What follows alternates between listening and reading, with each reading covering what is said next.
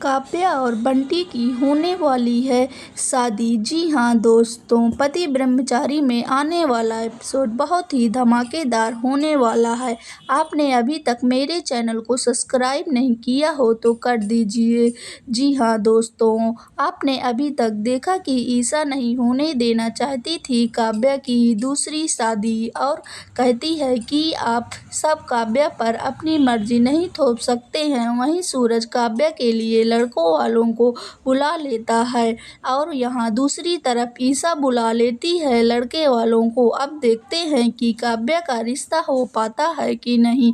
वहीं दूसरी तरफ रिया ने कर दिया है बंटी को प्रपोज। क्या बंटी और रिया की हो पाती है शादी या हो जाएगी काव्या के साथ बंटी की शादी? देखेंगे पूरी खबर। आपने अभी तक मेरे चैनल को सब्सक्राइब नहीं किया हो तो कर दीजिए।